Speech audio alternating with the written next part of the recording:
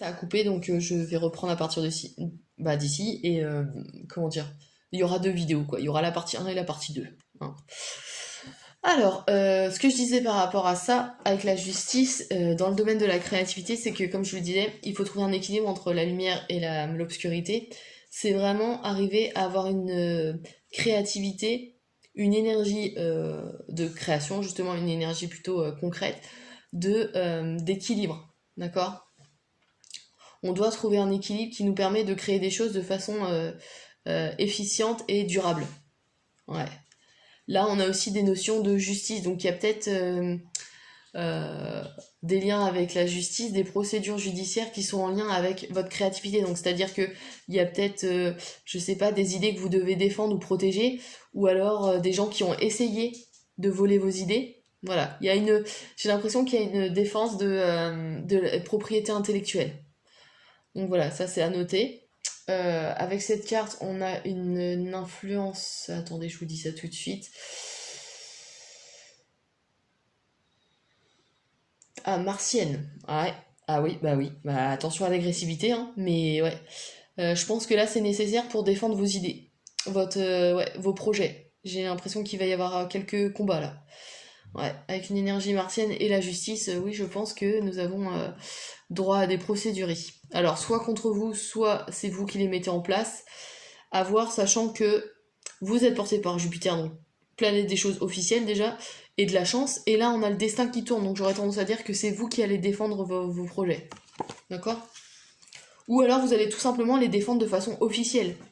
Ouais, c'est-à-dire que là, vous êtes décidé à les mettre en place et à ce qu'elles soient réelles. Enfin, elles soient réelles dans le monde réel. Vous voyez ce que je veux dire? Ouais, et donc vous êtes prêt à les défendre. Donc ça, c'est plutôt une bonne chose. D'accord? Et enfin, dans le domaine de la matérialité, on a le valet de bâton. Alors, le valet, déjà, comme symbolisme, a une notion de jeunesse.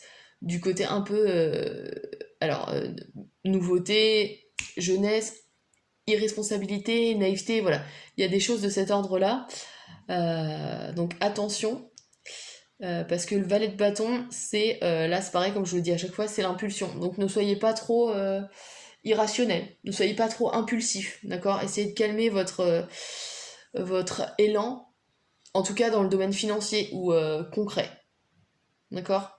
Réfléchissez-y à deux fois avant de passer à l'action. Même si vous avez quand même comment dire, une influence générale de chance, parce que quand même la roue de la fortune et Jupiter, il faut quand même pas pousser sa chance trop à bout, vous voyez? Ouais. Ouais, bah là en fait, oui, je viens de voir, on a une influence jupitérienne en plus là. Donc Jupiter, vous êtes porté par la chance. Chanceux est celui qui croit en sa chance. Et là, je vous dirais, vous pouvez peut-être même commencer à jouer à des jeux, hein, des jeux de hasard, c'est possible, il y aura peut-être des gains. Sinon, autre niveau de lecture, ce valet nous parle de ouais, cette carte, premier niveau de lecture, nous parle de justement d'hésitation entre est-ce que je dois créer ou est-ce que je dois ne pas créer. C'est-à-dire que est-ce que je dois y mettre tous les moyens que j'ai pour créer quelque chose ou non. On parle de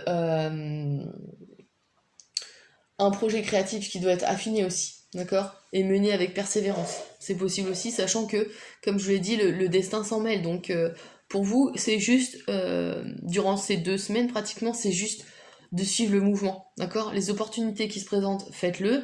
S'il y a des chances de création de quelque chose, faites-le. Ouais.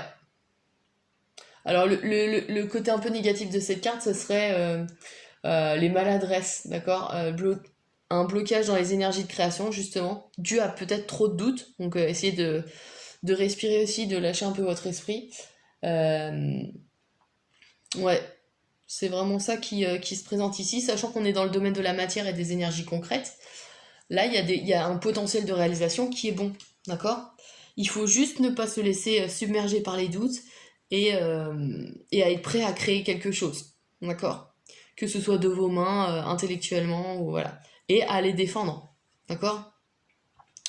Voilà ce que je peux dire pour cet horoscope donc du 26 mai au 7 juin. N'hésitez pas à liker et à partager et à vous abonner si ce n'est pas déjà fait. N'oubliez pas que je propose des abonnements et des analyses sur mon site internet www.ta-accompagnement.com et je vous dis à pratiquement dans 2 semaines pour l'horoscope du 8 juin.